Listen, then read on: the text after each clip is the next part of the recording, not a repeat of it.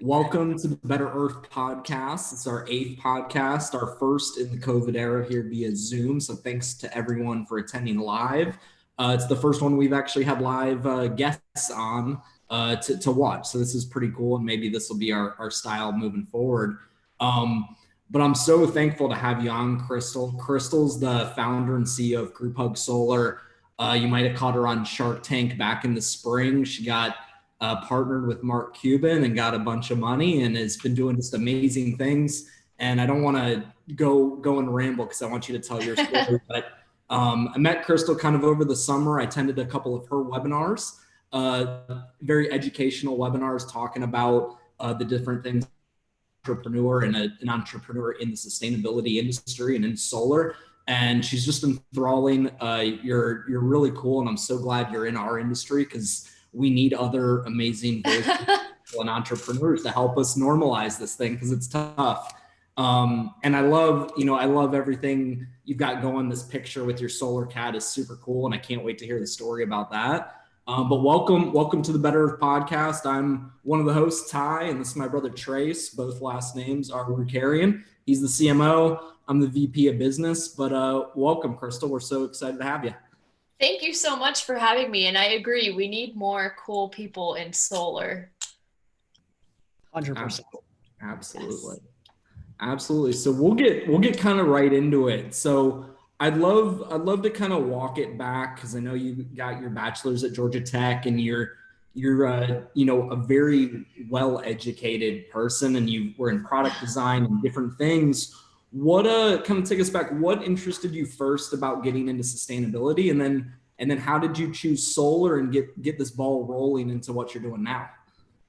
Yeah, so it's funny, I come from a family that's actually much more educated than I am. So I'm like the least educated person in my family. So I thank you for saying that.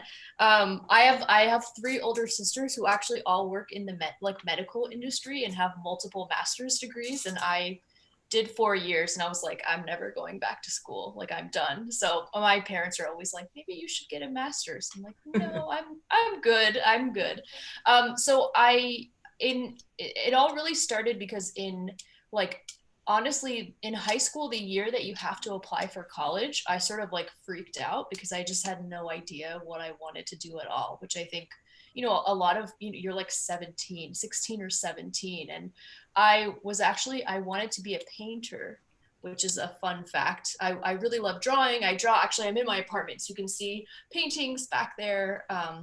And I found the field of product design because it really combined my 2 interests of art and science, and doing it in like a usable way where I didn't even know what product design was. I feel like even graphic design 15 years ago has like a totally different connotation than it does today. So I studied product design at Georgia Tech, and I think my aha moment in sustainability was when, industrial design or product design school, it's a lot about how to make things. So like instead of tests or instead of essays, your homework assignment would be like, go make a lamp and come back and present it, and it has to work. And like that kind of stuff I really love. Like, so I'm sitting at my desk, and like I just have this on my desk, and I have like this, and I love building stuff. So that to me was perfect.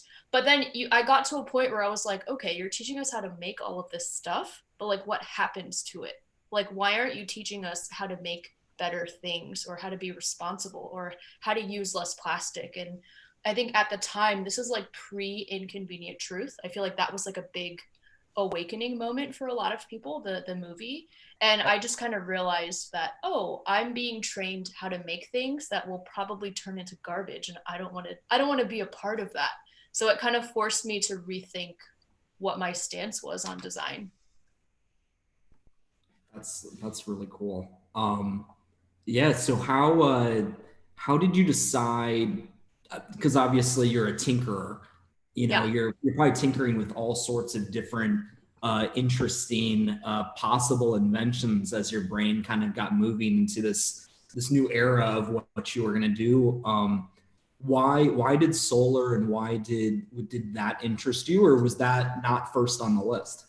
It was not first on the list. actually. I really kind of fell into it. So before I started my solar company, I used to be a toy designer, actually. So I worked for a like educational toy company. So I have two of them right here. I was like a founding member of this company called Little Bits, where we basically made electronic Lego. I don't know if you guys can see that, where Yeah, those are cool. you can like snap things together and it creates circuits, and you can like, it's very like Lego Technic or Mindstorms if anyone is super nerdy and like building robots and stuff like that. So I got really into electronics. And then from there, I think I really got into solar because I was just personally really frustrated by how hard it seemed. So I live in Brooklyn. I don't have access to my rooftop. I can like count the number of windows I have. I have like 4 windows. That's all I have.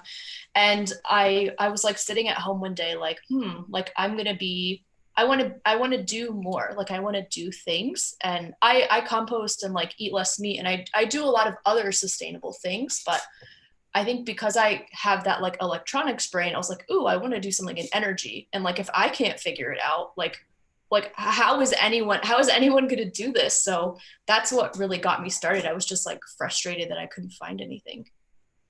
Yeah, I think Yeah. that's something that we run into, and it's obviously like I moved out to California to join the solar industry, which is still to date like 42% of the residential market, and it's like, yeah, it is really for homeowners, and Yeah. there's not a lot of easy options if you're in an apartment, or in other kind of places. Penetrating that market's really interesting. There's like the macro approach, right? Of there's things like community solar where you can Yeah. offset your carbon, and kind of be solar without actually being solar. And then I think it's really interesting, like the approach that you took. It's like a very like, we're obviously all pretty young on this call. Like it's very like it's like a scrappy approach that's very kind of like in your face of like, it's very micro, right? It's something that's tangible. Yeah. You can really see the solar panel, and you can have this, really outlook that you're harnessing the power of the sun in this really direct way.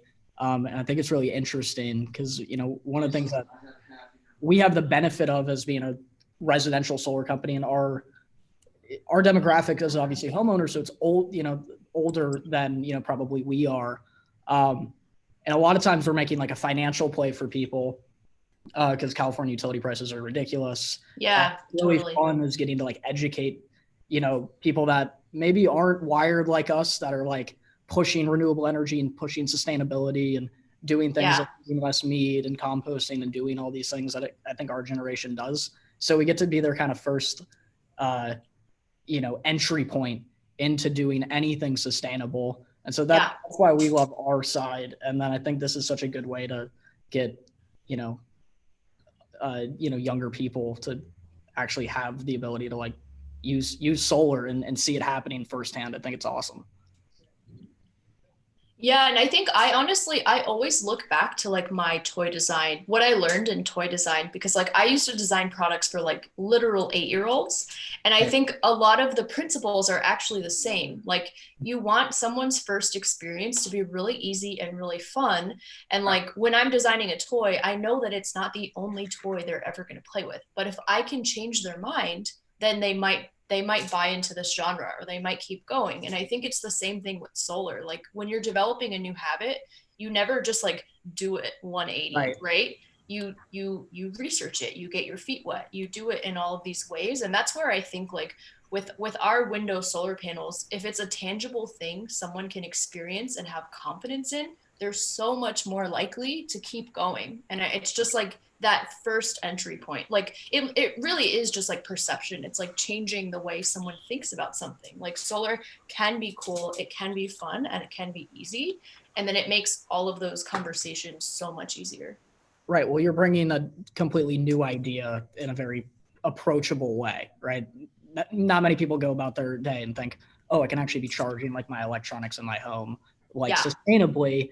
If it's typically you either kind of have to go the big like macro like solar on your roof approach or nothing, right? So Yeah. this is, yeah, I think it's super important, because it gets everybody in the framework of making these little micro adjustments that lead to kind of macro impact, which is incredible. Yeah, and actually for people who maybe haven't seen it before, Yeah, check it out. I have like a room filled with these. Actually, I won't show you that, but yeah, this is our window solar panel. So you literally, all you have to do is put a suction cup on your window and hang it.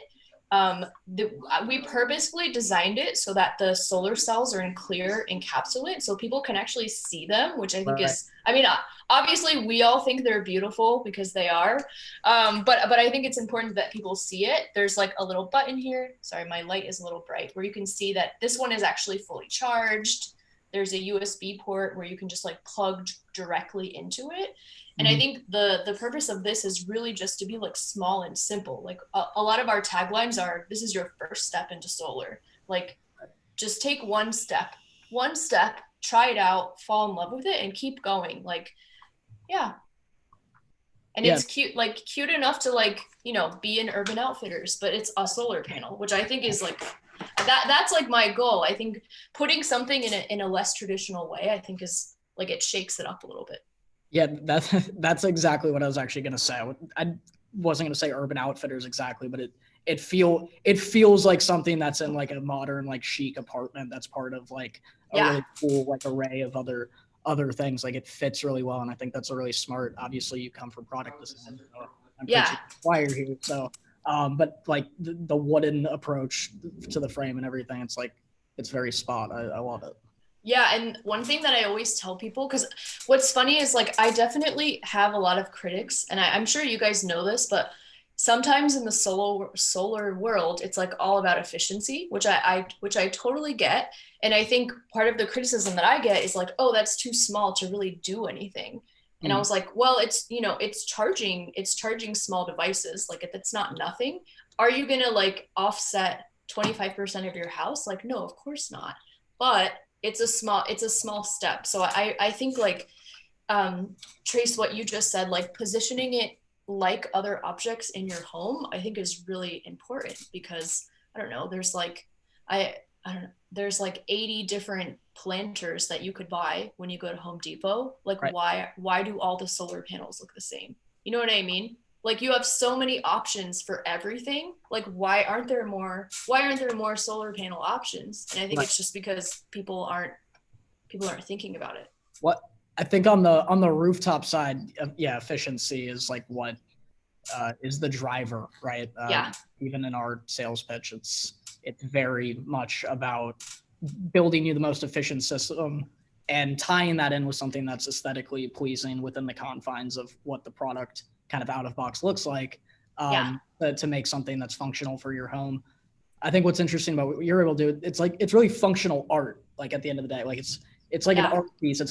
It's a conversation starter. Like you could have a globe in your house, or you could have this Windows solar charger that and they're accomplishing similar things on an art and kind of aesthetic side. And then this has the benefit of being probably a conversation starter. I'd imagine I might be biased because I'm in the solar industry. So if I saw it and I'd never heard about it, I would be like, what is that?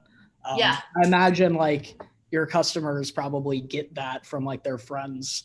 You know, it's a good like statement piece, which is kind of what you're looking for in home decor, I think. Yeah, exactly.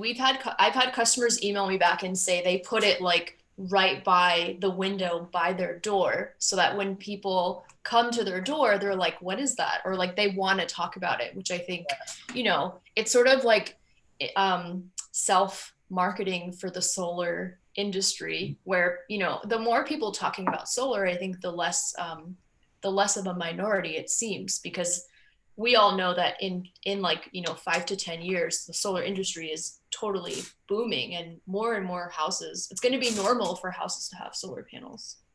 100%. I mean, we're seeing that like again, keep mentioning California, but a legitimate mandate where every new home build under, I believe, 3 stories has to include, you know, some degree of solar on it.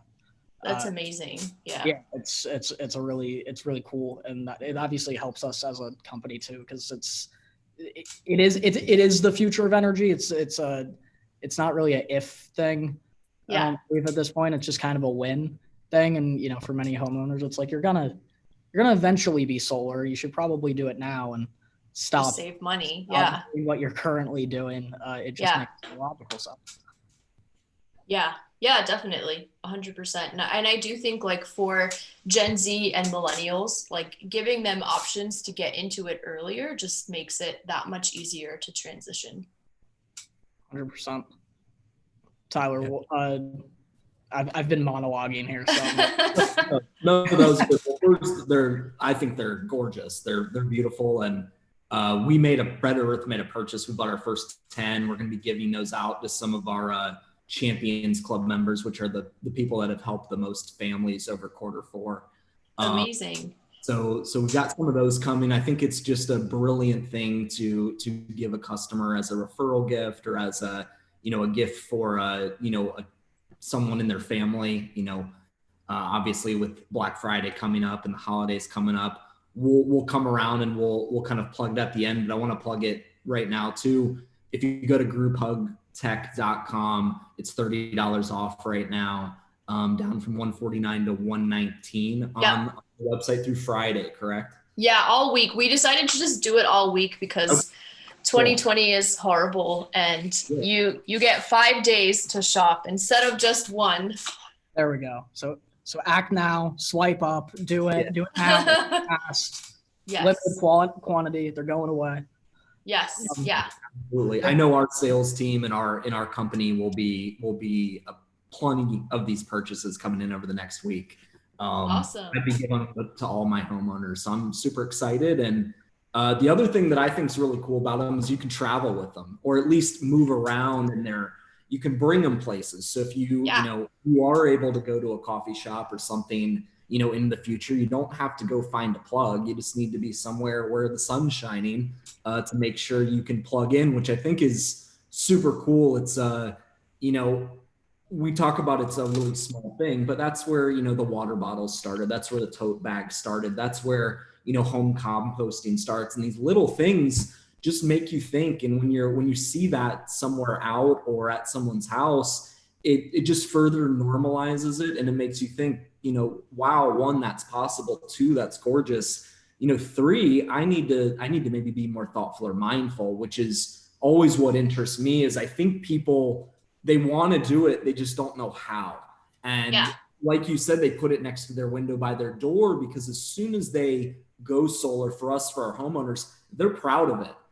Even if they didn't seem like the most mindful or environmentally friendly customer, when you tell them how much carbon they're offsetting, how many trees that's equivalent to, how big of an impact their decision makes over the course of their lives, no one kind of, scoffs at that. They're like, wow, just by doing this. And it's like, 1, thank you. But 2, it's that simple, how big of an impact we can make.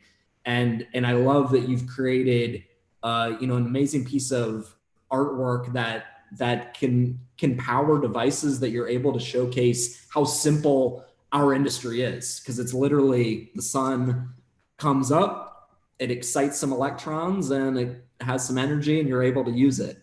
It's not that complicated. Yeah, exactly. Making it beautiful exactly. And yes, and I really think it is like getting people's attention, right? Because people, like, everybody has a phone that I'm sure you worry about at least once a day it dying. Like if you're especially, I feel like during quarantine, I'm on my phone way more often. And I think just making it super relatable, like, here's a demonstration of solar energy and an application that you really care about and that you immediately understand, I think is really important. And our solar panels have a built-in battery too. So it doesn't, what I do is, like, I just have a bunch of them up in my windows and they're just always charging, and then I can use them when I need to. Cool. How long does it take to charge, and how much of a charge on like a typical iPhone can you get from a fully charged window hanger?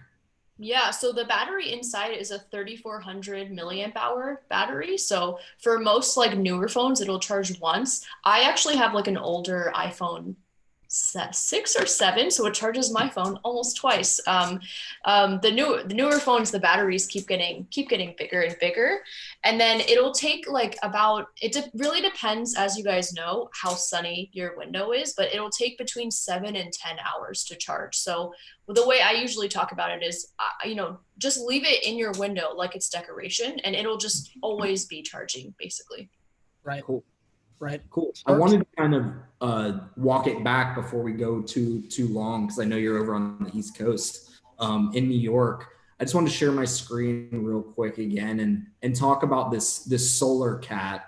And this is in the where is it? Tell everyone where they can actually see this in New York, and then the kind of the story behind what this is, because this became before the window hangers, did it not? Yeah, it did. So, gosh, I lose track of years. I guess this was the April 2019. That was last year.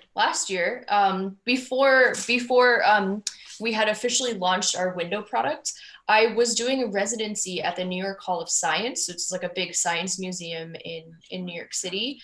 And at that point, I knew I wanted to do something in solar, but I hadn't quite figured out what I was doing yet. And I got this opportunity to like create an exhibit for the museum. And I basically just pitched them and said that I was going to make like an educational exhibit about solar.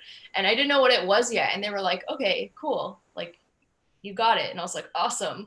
Now I have to figure out what I'm making. And I'm a big believer in user testing and talking to customers, talking to users. And I basically just walked around the museum and showed people sketches of solar. And what I realized was like a big rectangle on the window was not interesting. And like people had the wrong impression of, they were like, oh, well, it's just going to block the light and it's going to do this. And like, I don't understand what it is. And I was like, oh, it's interesting. Like, I wonder how we could create an experience that really made someone think about it differently. This particular science museum is a kids museum. So I'm really into like the material science and like solar cells themselves. So I just started like buying the cells and cutting them and trying to figure out how to make different shapes other than a rectangle, basically. And we started making animal shapes. And then the cat, I think, just worked out so well with the squares and the triangle that we ended up explaining to people what solar is by getting their attention with the cat. And actually, so some details on the cat, because I know everyone is into solar on this call. So it's a 140-watt panel shaped like a cat. There's actually a battery pack like down on the floor that it charges, and museum visitors can plug their phones in and charge their phones. And then because I can't shake the toy design background, there's actually a switch on like the wall next to the cat that when you pull the switch down, it meows at you. So it's just like super ridiculous. And I was like, this is just like something that someone will walk by it and be like, what is that? And then you get them in, and then there's like information about solar and stuff like that. Yeah, that's still up. Is the exhibit still up when the museums reopen here at some point? It is. Yeah, it's still there. I bet she's very lonely because like the museum has been closed basically all year, but that battery pack is probably 100%, 100% full. Yeah. So was the solar cat kind of, when did you decide to start making like the window chargers? And did the cat kind of get you there where you're like, hey, this is cool, people love this, I'm able to tell my personal story through kind of solar artwork? Or kind of take us through what that looked like and when you decided to kind of make that leap and do your own thing? Yeah, I think so. I had quit my toy design job like a couple months earlier, and I knew that I wanted to do something more focused in sustainability, because I'm sure a lot of people on the call can relate. I felt like I was doing all of these things after work related to sustainability and researching sustainability and like doing all these habits. And then I would go to work and they just like didn't relate at all. And I was like, I just want to focus on sustainability because it's something I really care about. And I think I have, I'm technically interested in solar, so I'm just going to figure this out. So I honestly just started by like I kind of started like in going back to like my tinkery side. I just bought a lot of stuff. Like I bought solar kits, I bought solar cells on eBay, and I just started like putting stuff together. Obviously like the first couple of them just were horrible and didn't work at all. And then I got to a place where I was like, okay, I kind of understand how this works. And then I just started making different shapes. So I did have a prototype of this one when I was working on Solar Cat, but it wasn't like a company yet. It was just like, oh, I played with solar cells and I made a thing, and it was sort of like me in my apartment, like, I want a solar panel, I'm gonna make one. I did it, now what? And then it just kept going. It was like a DIY project. Yeah, exactly. Venture. Yeah. And then it was really like once I realized like, oh, I can make a solar panel, like I'm just going to make them in different shapes. And then that's why I was like, oh, a cat, like, yeah, that's totally possible. So when you were taking Grouphug to market, because obviously you've went with like more of a, like the chic aesthetic kind of, when were you originally going to maybe go something like a cat and play with shapes like as a product? And like, how'd you land on that design? And then do you have any thoughts about like making other designs that kind of fit other aesthetics, and like what's the kind of roadmap look like? Yeah, definitely. I think kind of selfishly, because I had just come from the toy design world, I didn't want to make something for kids again. Just because I wanted, a change. I wanted to do something else. So I kind of knew that if I made a shape like a cat, it would like the market just skewed younger. Also, just safety and compliance wise, designing stuff for kids is like no joke. It's like you have to do a ton of testing, and it's really it can be really difficult with tech products just in general. And at the time I was bootstrapping it, so I was like, I can't afford to pay like $100,000 in lab tests, So then I just kind of went with I saw that market segment of like, okay, like millennials who care about design, who care about sustainability, let me go for something that's a little more straightforward. Right. And it's funny because I actually did have different sketches of different designs that I showed people, but I went with the more classic one because I think people like the fact that it looks like a solar panel. Mm-hmm. And sometimes with different designs, like you don't even know like what it is, and people wanted it to look like a solar panel. Yeah, I personally, when I saw it, I forget how I probably just perusing Instagram and I saw it and I was like, that's cool. That looks good. I understand exactly what it is. I knew it would not to say I knew it would work, but I was like, that thing is perfect. And I got right on and I attended that first webinar, and then you were great at presenting too. And Thanks. Like, this is really cool. But yeah, I think I really agree that having it look like a solar panel, one, empowers people to understand what they're actually looking at, so they feel good about kind of being maybe even more technical or more green minded. They're like, oh, I kind of get solar. This is simple. You put it in the window, it works, cool. Yeah. And that's a good thing that it's so easy to understand. Yeah, one of the funny things about the cat is actually not everybody realized it was a solar panel. People would like walk by it and be like, where is it? And I was like, it's right there. Like it's literally right there. And they were like, oh, because if you aren't familiar with solar and then you see a cat-shaped solar panel, you're like, what? So that's where I was like, ooh, maybe it's like we're not ready for this yet, and we need like a classic model. And then I think we are working on like different shapes now, but we kind of have that reference point of where it started, if that makes sense. Right. No, it's a super cool story.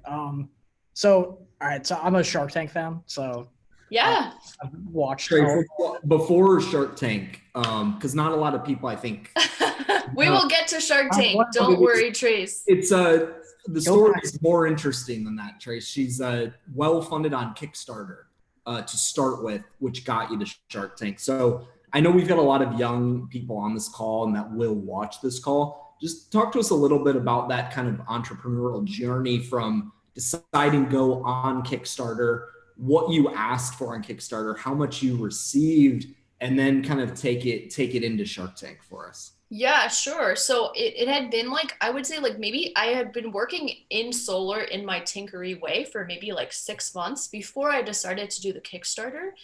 And it had the basic story is that like I was in my apartment. I was like, I want a solar panel, and I made one. And then I ended up making like 10 or 15, and I gave them to friends like similar in the New York circle. And then like more people were asking me, and when I say more, it's like 20 people, not like a lot, not like a ton of people. And then I was like, oh, this is interesting, like maybe I should keep working on this. So I with a friend, we made a batch of like 25 of them for Earth Day 2019? I guess, yeah, Earth Day 2019. I feel like I wanted to say 2018 just because this year doesn't feel real. So 2019. And we sold all of them. And I was like, oh, interesting. Like, okay. And I'm a big believer as an entrepreneur that like, as soon as you have an idea, you should try to sell it immediately, because I think like if you can tell the story and convince someone to like spend money on something, then you have something. And like, if no one buys it, then you like don't have a business. And it can be, I think like at the toy company I worked at, it was a startup. And I think I had that experience of just like kind of it was, I'm trying to think of, I think it was like a highly funded VC, like fast growth startup, Little Bits, the toy company. And I had just kind of seen how that all played out. And I was like, okay, like we raised a lot of money, we spent a lot of money, and you could kind of see like where the money got spent and like where it came back. And like at the toy company, I was the head of product. So a lot of times someone would just tell me to like do R&D on a product, and then we literally would never make it because sometimes it just doesn't make sense. And I was like, ooh, well, I don't want to do R&D on something that's not going to work out. I want to try to sell it immediately. So I think kind of pulling from that experience. But anyway, so I was able to sell a bunch of them just on my own to friends. And then I decided to like give it a shot on Kickstarter, because if I could convince 25 people, could I convince, a couple hundred people that are strangers, which is also important because your family will only buy so many. Yeah, and then I worked on that, did the video. I think with Kickstarter, there's a lot of work on like the back end of making sure your design is manufacturable, making sure your costing is good, your timelines, like making sure you can deliver. Like I think the worst Kickstarters, they put something up there and then they just like can't figure it out and people don't get the reward. But yeah, so we had a goal of $10,000 and we raised 70,000, which was nice, like amazing. So we basically got our first batch of like 500 customers that way. Did you guys market that at all, or was it just kind of organic on Kickstarter and it just kind of grew? It was organic on Kickstarter. I think I feel like network is like everything. So I have a friend who works at Kickstarter. So they were able to like give us the like projects we love badge. Nice. Which like raises you in the algorithm. So like, we were able to like pull a few tricks out of our sleeves for stuff like that, but we didn't run any ads or anything. We just let it go organically after that. That's incredible. That's awesome. So 70K, and when did you guys raise that exactly? That was July 2019. So this is all it's very, very new. Yes, so it feels like it's been forever, but yes, right. Yeah, like I guess, is that like a year and a half ish? Yeah. Yeah.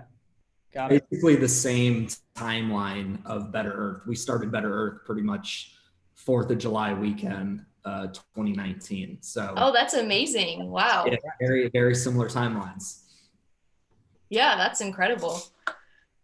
Trace, now you can lead into. Oh, now I can get into Shark Tank. Okay, so that was middle of 2019, and then when did you guys like apply for Shark Tank after raising the money on Kickstarter? And so I have a buddy that went to like the final stage, but then he got like axed right before that. So I know it's a pretty long process to get on that show. So what was that process like? I honestly was called to be on it off of my Kickstarter page. So if anyone is dying to be on Shark Tank, if you have a really good Kickstarter page, their producers troll those pages and they watch videos and they try to find people and products that they think would be a good fit. So I think, again, I feel like it's always like a combination of like the right place at the right time. Like I was lucky that a producer happened to see me, but I, took the leap of faith to like be on Kickstarter. So yeah, somebody called me like that fall that they had seen my Kickstarter campaign and they wanted me to like come audition for the show, basically. That's awesome. And then when did you guys shoot that? We shot in the fall also. Got it. So Kickstarter, then Shark Tank, and then it aired in March. Yeah.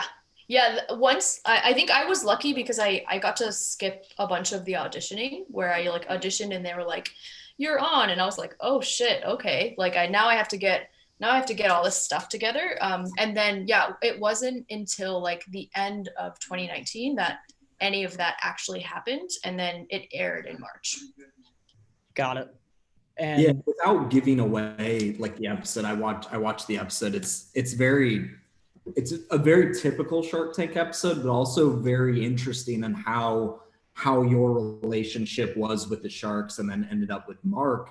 But a couple things that stood out to me, because I'm a huge Shark Tank fan, which I'm sure a lot of people on here are. One, at the time, you hadn't delivered any products yet to customers or new customers that were beyond your friends. Yeah. And then second, you kind of got your presentation was amazing, but they kind of took you apart a little bit, Lori, Barbara, and Kevin, and then came Mark. So I implore everyone to go on and watch this episode because one, it's kind of a masterclass in a presentation. Two, it's also, patience, and you're very stoic on the episode. So it's super impressive. And I think, there's a lot of reasons why Mark chose and to want to partner with you. But it came through with flying colors to me, like how good you were on that episode, and to now know that long ago, it's even more impressive.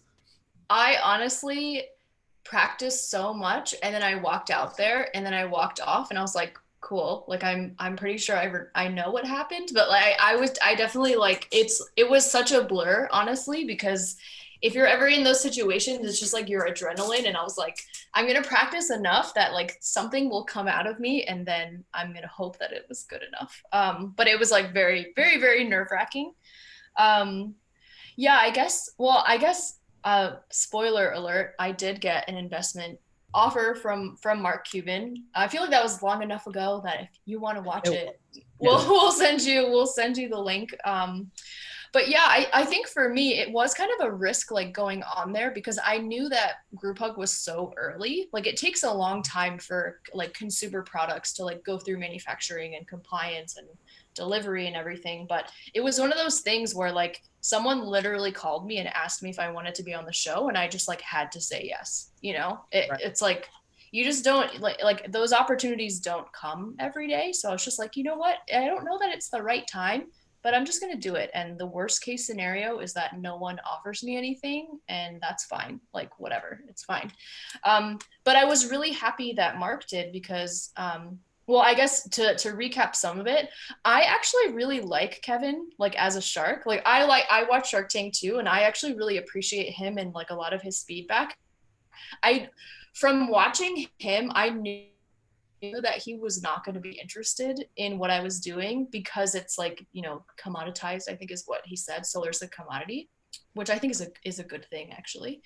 But yeah, I think I didn't expect to like get 4 offers because we were so early. But what I was hoping to do was like have the chance to basically talk about solar energy for like 5 to 7 minutes on primetime TV, which I think is incredible. Like even if people didn't buy our product from Shark Tank, they saw solar basically in a, I love Shark Tank, but I think a lot of the products tend to be like kitchen gadgets and like slippers. And you're like, wow, like there's a solar panel here and it's like 8 p.m. on ABC. And I think that was honestly what made me want to do it. I was like, I started Grouphug because I think more people should know about solar and get excited about it. Will appearing on Shark Tank do that? Like, hell yeah. Like I'm just 1,000%. I'm just gonna yeah, I'm just gonna do it, even if they hate me, like whatever. I got to talk about solar, and I think, yeah, that was the best part.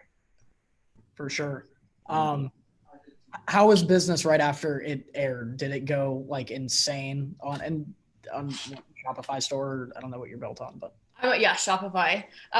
Yeah, it did. I think again, it was tricky for us because it was like a double whammy because we didn't have inventory because of COVID. So it was a lot of like, we still took pre-orders like with messaging. So yes, we did get basically like that was the first time a ton of people ordered after Kickstarter, which was awesome. And I think really helped us build our audience. And I really love talking to customers. So I like emailed every single person that placed an order just so that they knew, like, thank you so much. Like, you're literally making you're making this business happen. Like, thank you so much. Like, you saw me and you ordered it. And yeah, and I think the deal with Mark has been really good. Like I said before, coming off of my experience having worked at a startup, I really wanted Grouphug to be a little different. And like, we're obviously growing, but like I'm not actively like fundraising a ton of money. Like I really want it to work and be profitable and grow the way that I want it to grow. So, if I have one investor and it's Mark Cuban, like that's awesome. Like yeah, you're doing pretty well. I'm good. Like that's awesome because and he's very responsive. He actually answers emails like within 2 hours, which is absolutely insane. I don't know how he does that.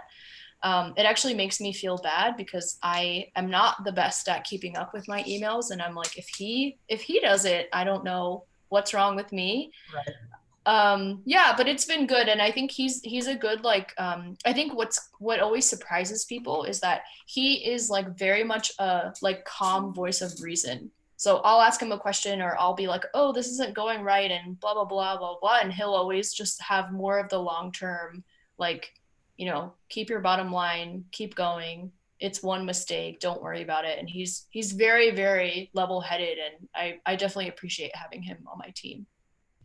Have you seen, or has he told you other reasons why he wanted to invest with you personally and then also in the industry?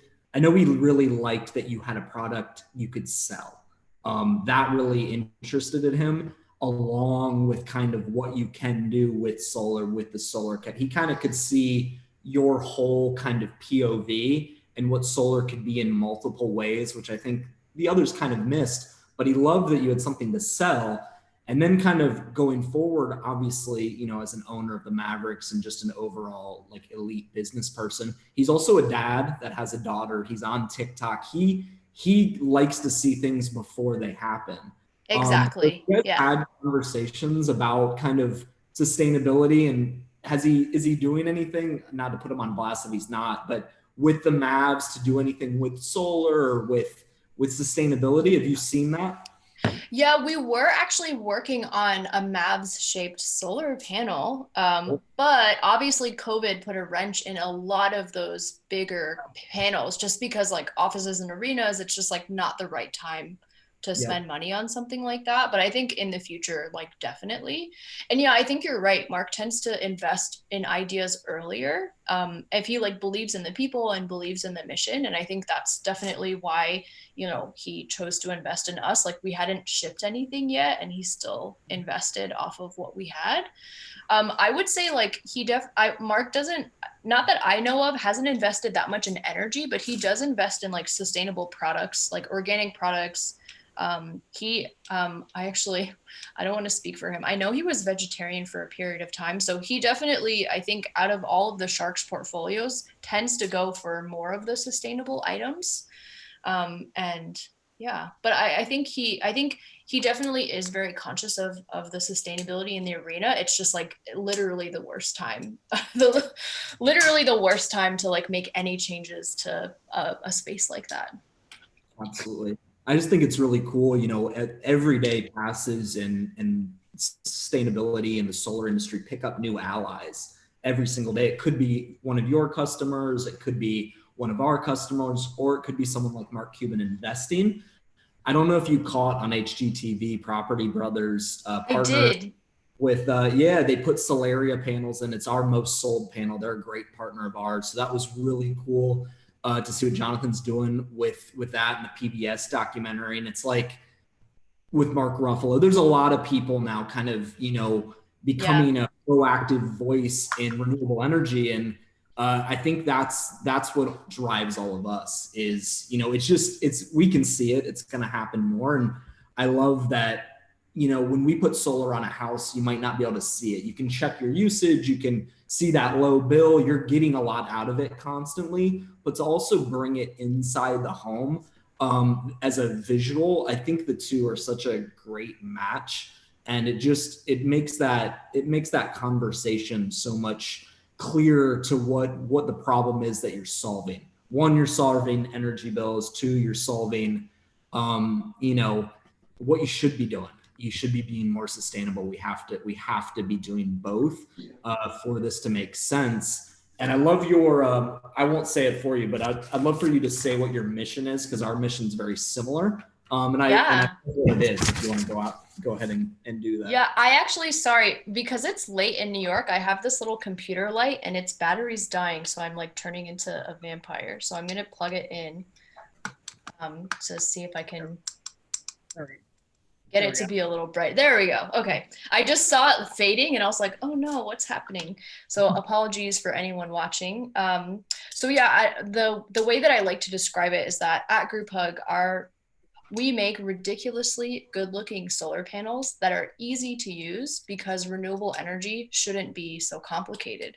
And I think just thinking about it and trying to buck the idea that you think about renewable energy and it automatically just feels complicated, and trying to simplify it and make it more fun. And I think we don't say this explicitly a lot, but because of my background in design and passion for making things really beautiful and easy, like our sort of methodology is using design and using branding as a way to make it easier and more fun for people. Because if you're having fun and if you see something beautiful, it's these mini moments of like happiness and reinforcement that make you want to keep going.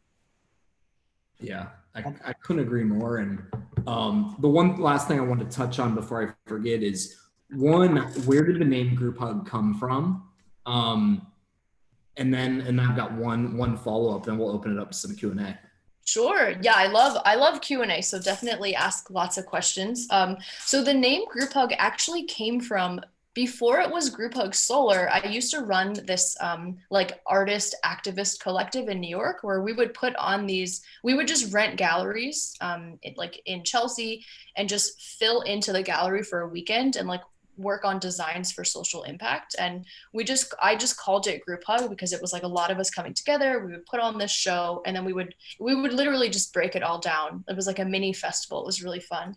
And then when I decided that I wanted to start my own company, I kept the name Grouphug because I think with solar and just sustainability in general, like I love playing on the idea that, one person is not going to have the solution and is not going to solve everything. Like no matter what it is in solar or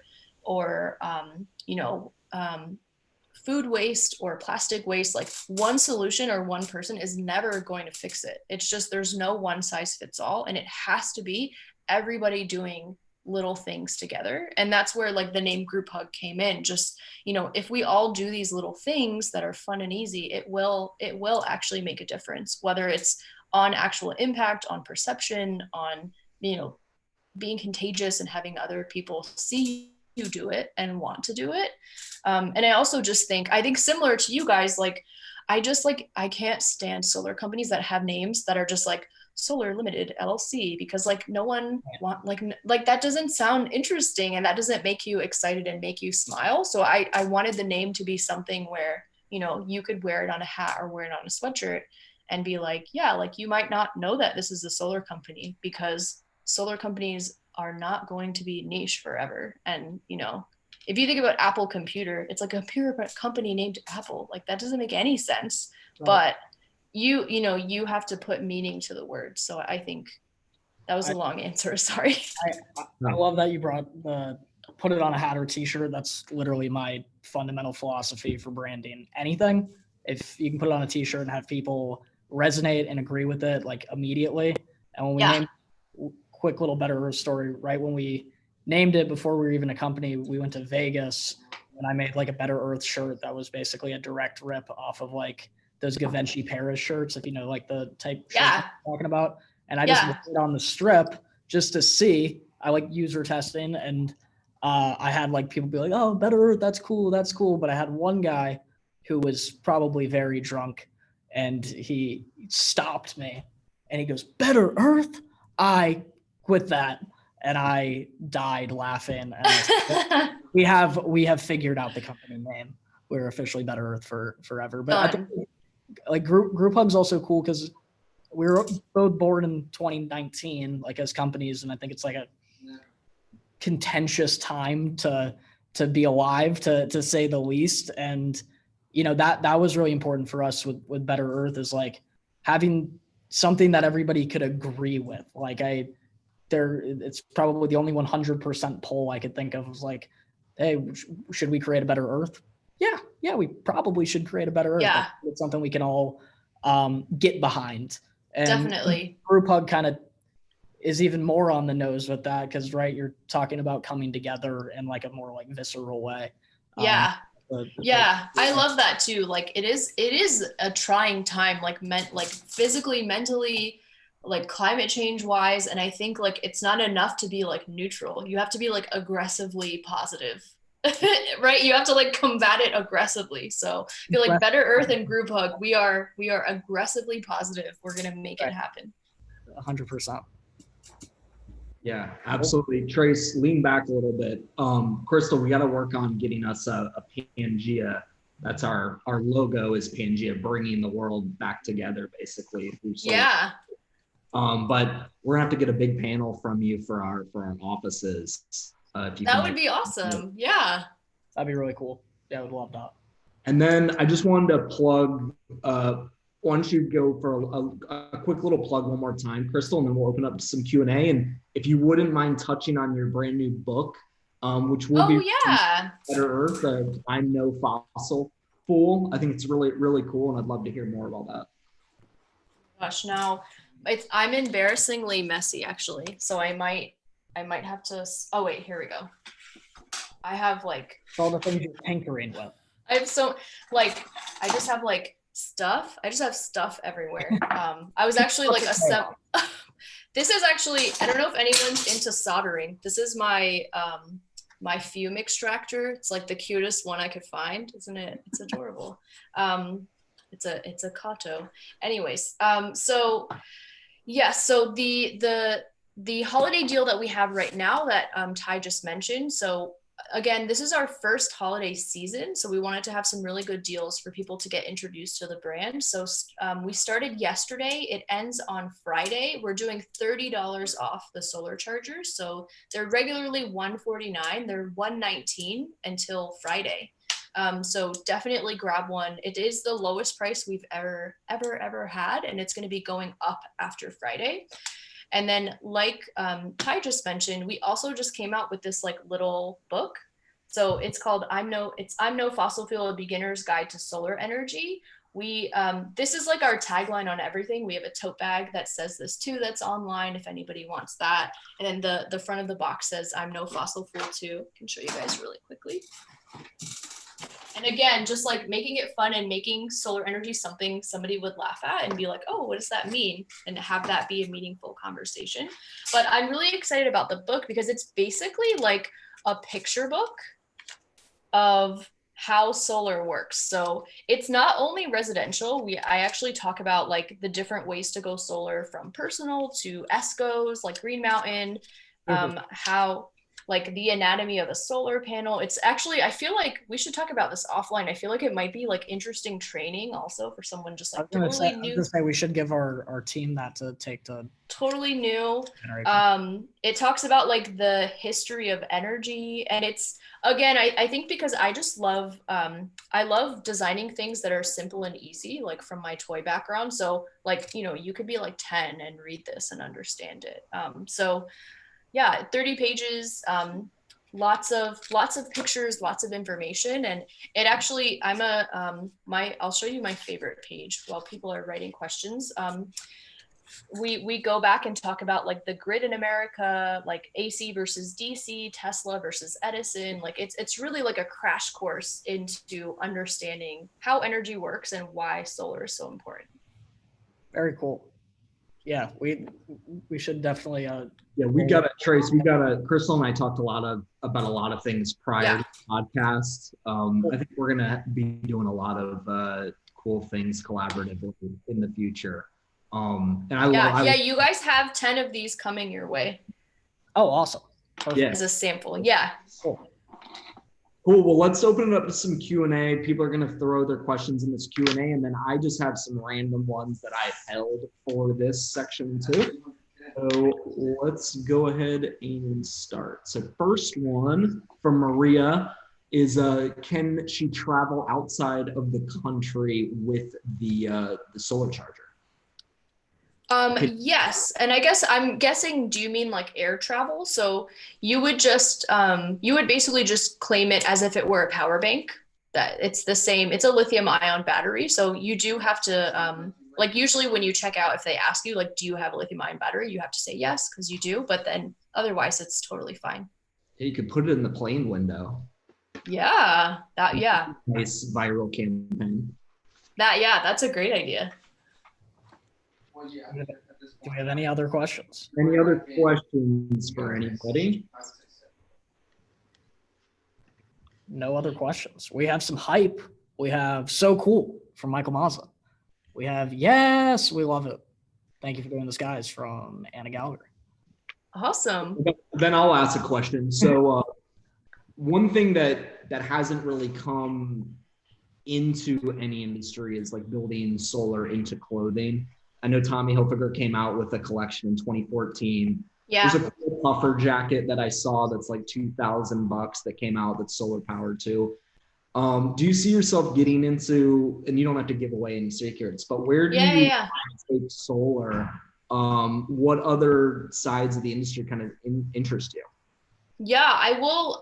I definitely have looked into the fashion side. So actually, this is a quick plug for my friend. I'm wearing this, I don't know if you guys can see it. I'm wearing this really cool shirt. It's like a David Bowie mosaic shirt. One of my friends is a fashion designer in New York, and he makes clothing out of scraps from other shirts and like makes them into these cool tiles. So we've talked briefly about like trying to do something together.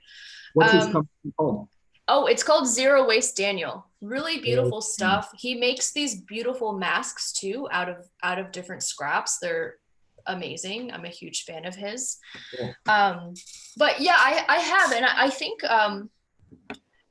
what's interesting about solar clothing is I feel like 5-ish years ago when that Tommy Hilfiger one came out, lithium ion batteries were not as small and efficient as they are now. And I think, similar to, I'm sure, conversations you guys have with rooftop solar, a lot of people are interested in storage. So if you aren't using the energy right away on your like solar jacket, then it doesn't really make sense. And I think it's all about like pairing the best application. So like if we got a battery small enough that could integrate into your clothing that you would wear it all the time, then I think that, makes total sense. But I feel like we haven't seen it yet because it's that whole system that hasn't come together, if that makes sense.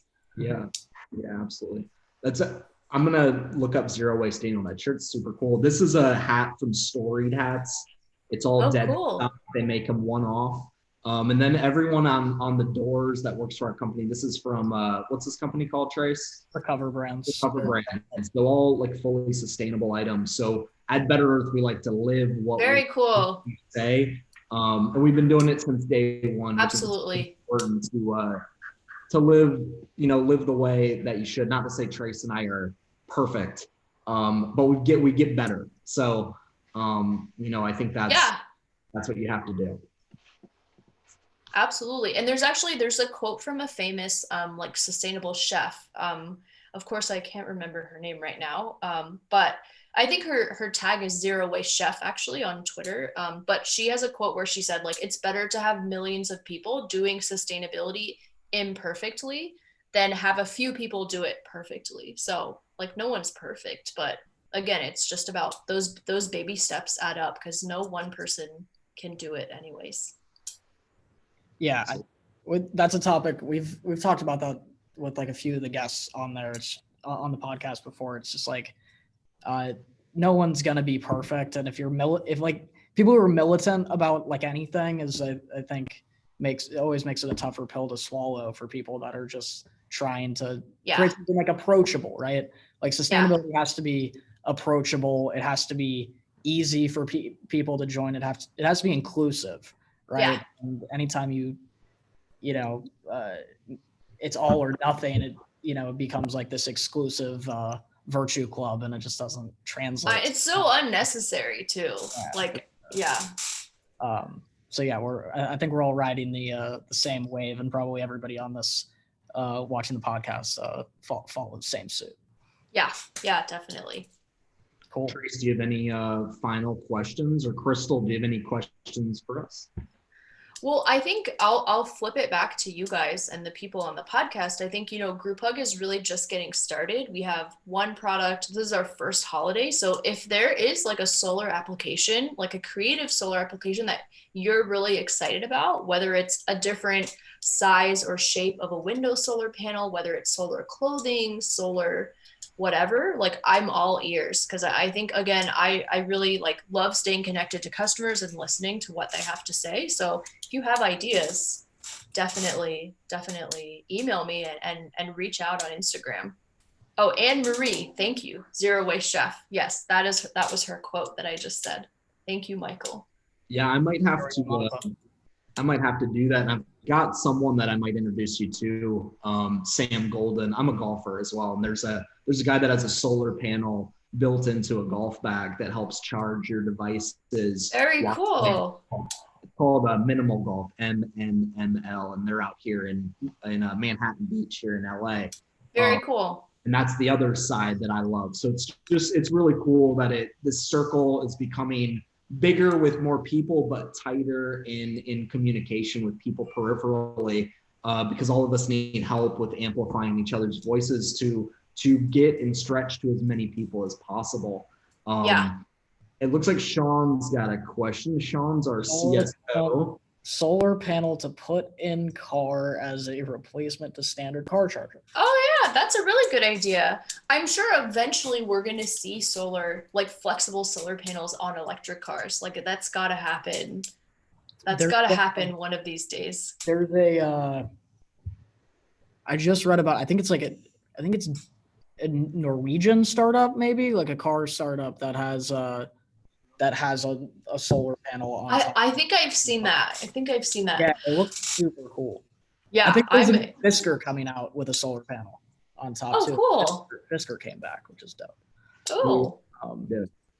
Yeah, I mean, I think the thing to think about too, sort of to flip it around, like we're obviously all in the solar industry, like as makers of or sellers of solar. And I think as like an average consumer, I think people forget that you have so much power to tell companies what you want. And I think like really, like anytime you see something that you think should be solar or should be greener, like you should demand for it to happen, because companies literally serve you. Like we want you to be happy. We need you to stay in business. And I think, what I would like, what would be like a dream reaction from Grouphug is that more people walk into hotels and walk into their homes and are like, why isn't this solar? Like what, like, it's 2021. We're going to skip the rest of the year. Like, why isn't my backpack solar? Why isn't my curtain solar? Why isn't my car solar? Like, what's going on? Like, why can you make it solar? And then companies are going to be like, oh, you want it solar?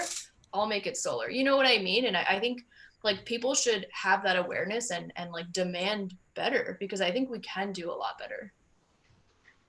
100%. Total agreement. Anna actually just dropped this. I'll share my screen real quick. Oh, cool. Scion. Yeah. Oh, Scion. Oh, very cool. I don't know if it's. I don't think. Why do they have a white back sheet? No. White back sheet. No. I don't know. You should hit up their product design team and say, guys, this isn't gonna make it on the market. I know. I just feel like black on black back sheet. That would have.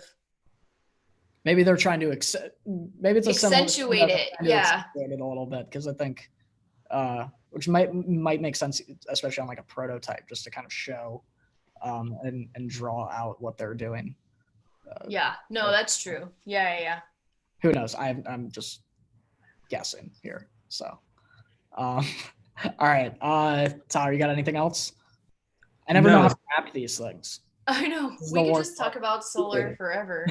No, just to wrap it up, I think this is going to be a part one to a really awesome collaborative partnership. I know we want to get these in our team's hands and our customers' hands and in homes. We want to be the most forward-thinking, mindful solar company, not just in California, but in the entire world. And we feel that we need to be part of that voice to normalize this. Yep. And you're doing such an amazing job, Krystal. Thank you for being within this industry and being one of these amazing game changers. Because being able to lean on you with our customers, I know is going to be just amazing moving forward. And I'm already getting texts about that little book. That little book is going to be an amazing takeaway, not just for our solar company, but maybe a lot of solar companies. We'll have to talk offline to get a few more of those and maybe build out a customized one, maybe with us for our teams. Yeah, that would be awesome. I think my dream retirement career is just making children's books about weird, complicated topics. So I feel like, there could be a beginner's guide to solar energy, wind energy, geothermal energy, just everything. Yeah, I love that idea. And we get into geothermal, so I'm game to go. Yeah, there. I feel like geothermal is like the next heat. I didn't even mean that to be a pun, but I feel like that's going to come up and people are going to start realizing. That's the tagline. Hopefully no one on this call takes it. Geothermal is the next heat. next heat. Thank you guys so much for having me and letting me share my story. And I think my last plug is that if anyone is interested in following us along, we're on Instagram. We're at Grouphug Solar, and I actually manage most of the account. So there's in the stories, it's literally like it'll be videos of me assembling panels or working on things or asking you guys questions. So definitely, if you have questions, you can always DM me on there. Perfect, and I can vouch for Krystal. She's very responsive, just like Mark. So well done to you. And thank you so much for joining us late here on the West Coast. But we'll get this cut up and posted both on YouTube, also our e-learning platform on the Mighty Network, and then also as a real podcast to the Better Earth podcast. And I'll make sure that you have all available links and content for you to use as well, Krystal. Cool. Sounds good. Thank you guys. This is a great way to end my day. Perfect. Glad to hear it. Thanks for doing this. We enjoyed it. Yeah, cool. No problem. Have a good night, you guys. Bye, everyone. Yeah, thanks everyone. Bye.